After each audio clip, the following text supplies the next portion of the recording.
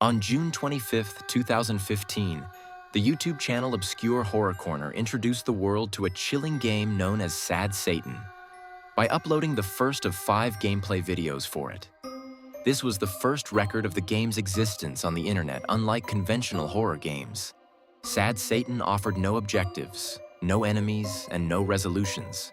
Instead, players navigated dimly lit corridors and were bombarding Ed at random points throughout the game with cryptic symbols, audio, and images. It was a game unlike any other.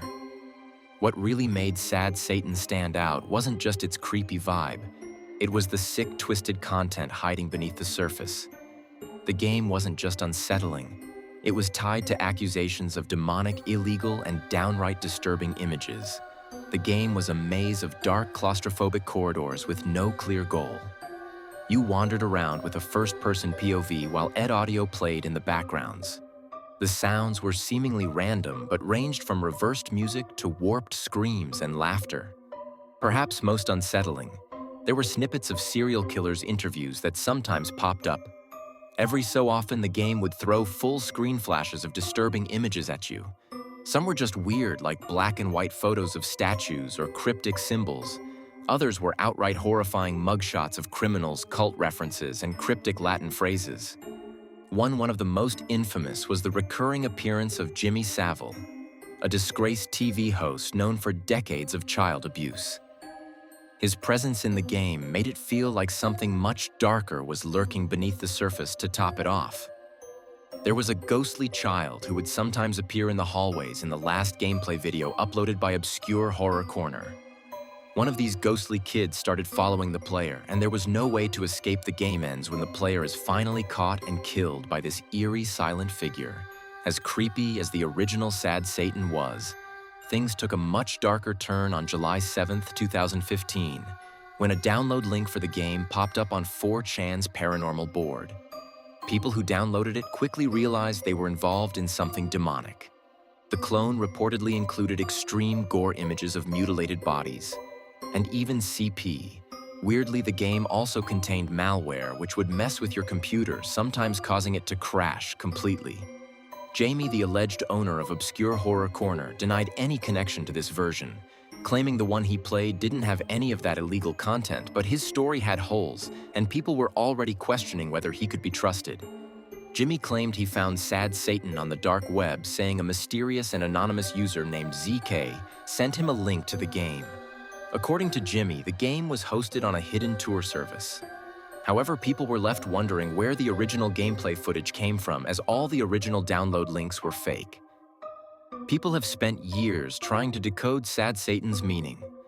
The references to Jimmy Siley and the ghostly children have led many to believe the game is a sick reference to child abuse and a way to distribute twisted content. The name Sad Satan derived from reversed audio from Led Zeppelin's Stairway to Heaven.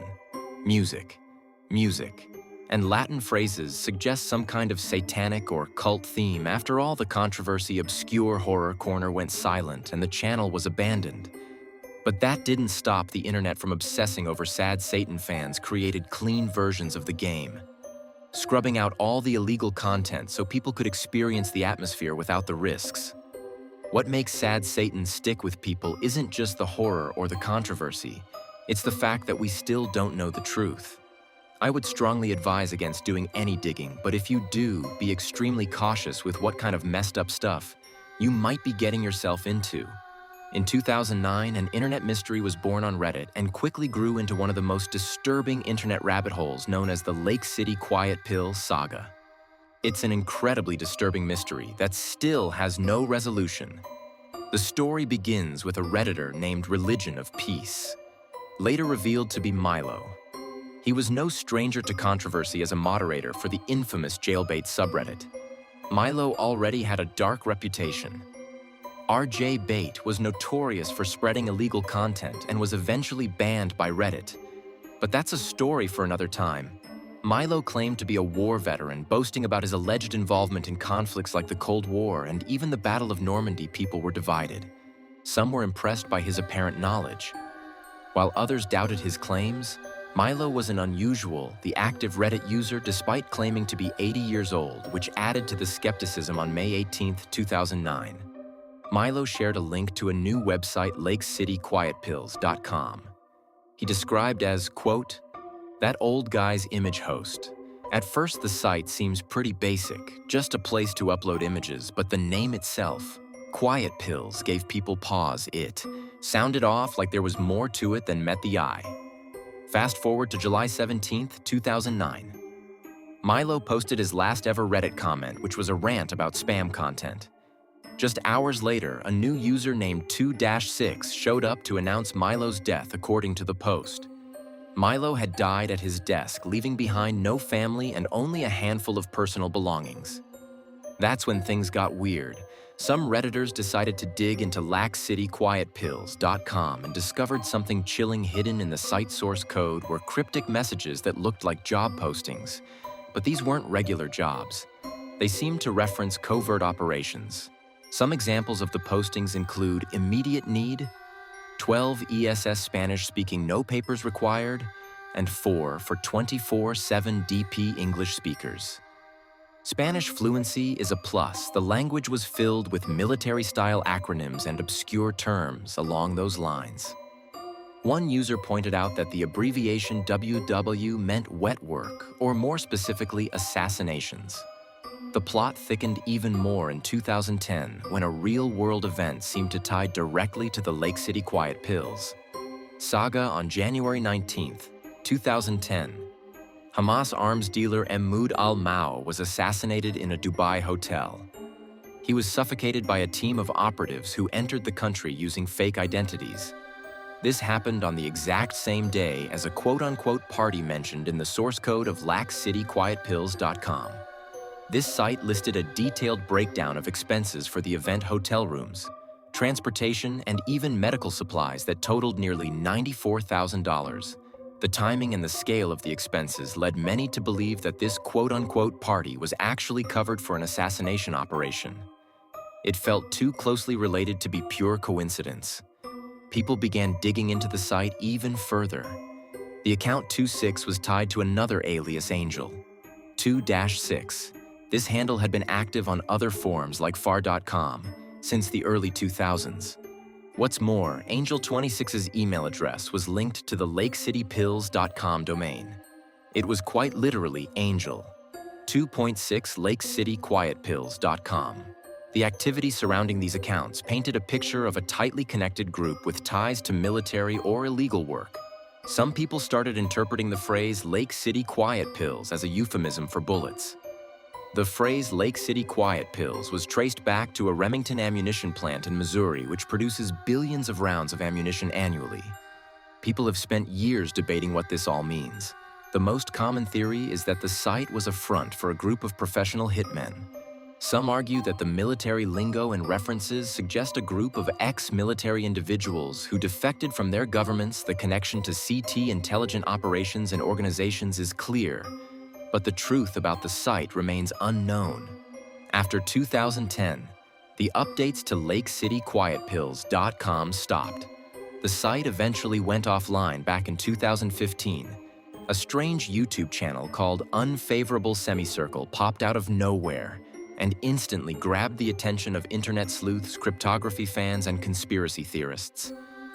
It wasn't just the creepy content that made it stand out. It was the sheer scale and weirdness of it all in less than a year. The channel uploaded tens of thousands of cryptic videos before YouTube banned it. In 2016, the channel launched in March 2015. And wasted no time within days. It began posting videos starting with one titled, "With the Sagittarius sign," followed by the numbers 23511. It was a 4-second clip of a brown blurry screen with no sound, simple but unsettling. Then came more and more. The scale of the whole operation was insane. Thousands of videos poured in over the months, all cryptic and impossible to make sense of. The uploads were strange for a couple of reasons. Most of the titles included the Sagittarius horoscope symbol. For whatever reason, most videos had pixelated or abstract images like dots on a plain background. Some were just blank screens. Some of the videos were silent. while others featured distorted sounds, static, or a voice reading random letters and numbers. There wasn't much consistency in the video lengths either. Some were mere seconds long, while others lasted hours. The longest video on the channel was 11 hours. Here comes the strangest part. The rate at which the channel was uploading wasn't humanly possible. At first, videos went up every 10 minutes, but by 2016, the channel was cranking out uploads every 20 seconds. By the time 2017, it eventually got shut down. There were over 200,000 total videos as word spread. A Reddit community formed to figure out what unfavorable semicircle was all about, as you might expect. Theories started flying. Some thought it was a modern-day numer station like the ones used during the Cold War to send secret messages to spies. The strange letters and numbers fit, but the videos didn't follow the typical structure of a number station broadcast. Others thought it might be part of an ARG, where participants solve puzzles across various platforms. The videos seemed designed to be decoded or pieced together, but most ARGs give players clues or guidance. And this didn't. Some compared it to WebDriver Torso, a YouTube channel Google used to test video quality. I'm pretty skeptical about this theory, since the creepy visuals and audio feel like overkill for a quality test. In 2012, someone claiming to be the creator of the channel gave an unsatisfying and probably fake explanation. He claimed the whole thing was an art project, more specifically, a way to explore abstraction and mystery. But personally, I have a hard time believing that's all it was. Many people continued to speculate that the videos had a darker purpose, like illegal activity, ESPN age, or even psychological experiments. Out of thousands of uploads, a few stood out as especially significant. There were several titled Lock and Delock with the Sagittarius symbols in front of the words. And some people thought these videos held the key to the whole project. These videos were packed with flashing visuals and strange audio patterns. By analyzing the frames side by side, investigators pieced together a grainy image that resembled the Voyager Golden Record, which was a disc NASA into space to represent humanity. There were various other clues that people noticed toward the end of the channel's life. A series of videos titled Brill appeared, each numbered in order. They seemed more structured than the rest, but no one was able to find anything conclusive. The most popular upload by far was the 11-hour video. It was almost completely silent, but reportedly caused some devices to crash on February 25, 2016. Just hours after the BBC published an article about unfavorable semicircle, YouTube permanently banned the channel for violating its terms of service. The exact reason wasn't clear, but most people think the sheer number of uploads flagged it as spam. YouTube never gave an explanation for the ban, which led people to speculate about a darker reason after the ban. The mystery deepened. Similar accounts popped up on Google+ and Twitter, briefly posting new videos before disappearing again. The last known upload, titled Reset, that strange YD with the Sagittarius symbol in the front again, went up in 2017 but was deleted within 30 minutes. That marked the end of the project, or at least the end of what anyone could see. Many still think there's something more sinister about the whole thing that's yet to be. Music uncovered.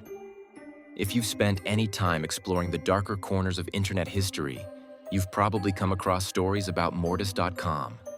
It was a site that represents the perfect mix of curiosity, fear, and frustration. It's a relic from the early days of the web, a time when the internet was still mysterious and largely unexplored. What makes the site so unsettling isn't just what it might have been, but the fact that no one ever really figured it out even now. It lingers as one of the internet's greatest unsolved mysteries. Mortis.com first went live on November 14, 1997. At first glance, it didn't look like much, just a black web page with a white text login prompt asking for a username and password. No instructions, no links, no about section. If you didn't have the login credentials, there was literally nothing to see. This alone might not sound that unusual. Plenty of private websites require logins, but it was the scale of the site that caught people's attention. Investigators discovered that Mortis.com hosted terabytes of data, a massive amount for the late 90s, when most people were still using dial-up connections and hard drives measured in megabytes. Not terabytes one file was reportedly terabytes 39 gigabytes in size, which is still huge by today's standards. For the time, it was mind-blowing. And then there was the name Mortis Latin for death. Whether it was meant to be edgy, symbolic, or just random, it added a creepy vibe that stuck.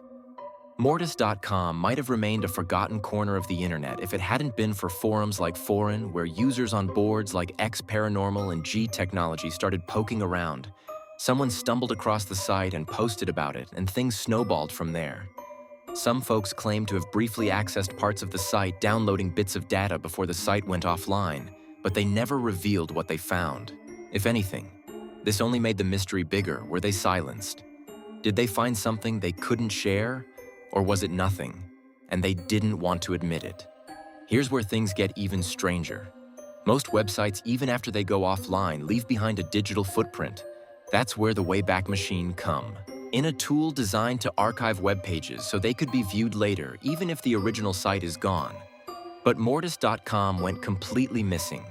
It was intentionally excluded using a file called robots.txt, which tells web crawlers to not index the site. That might sound like a small detail, but it's actually huge. Whoever built Mortis.com went out of their way to ensure that no one could track its history.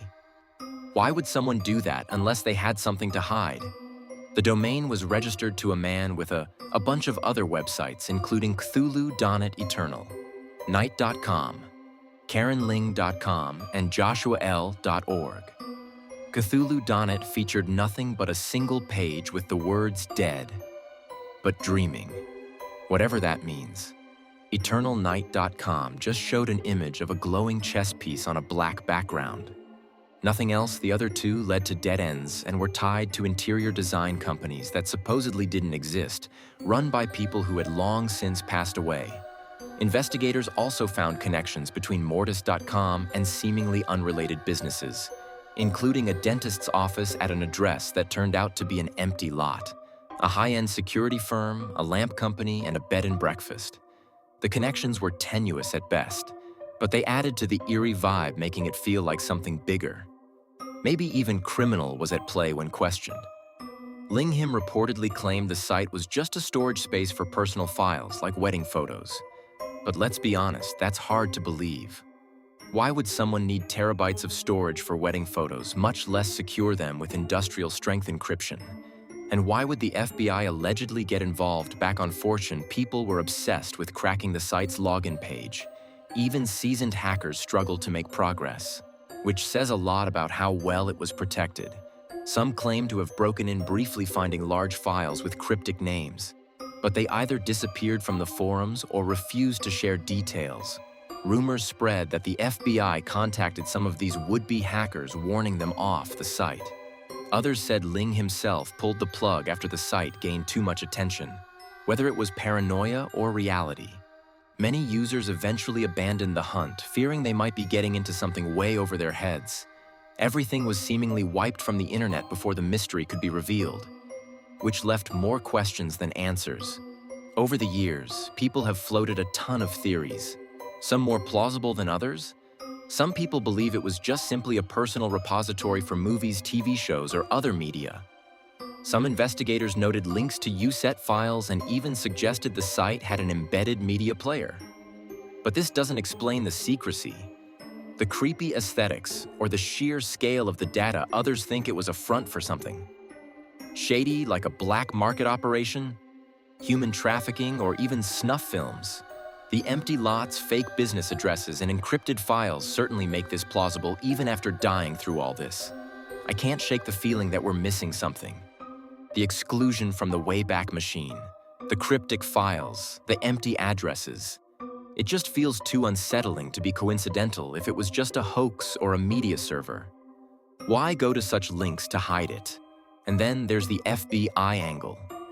Why would they get involved if there wasn't something serious going on? And if Ling shut it down himself? What was he trying to hide? Mortis.com is an internet phenomenon that we may never get a conclusion to. But there's most likely a good reason for that. One could only imagine what kind of sick files were in there. Maybe some things are better left unexplained.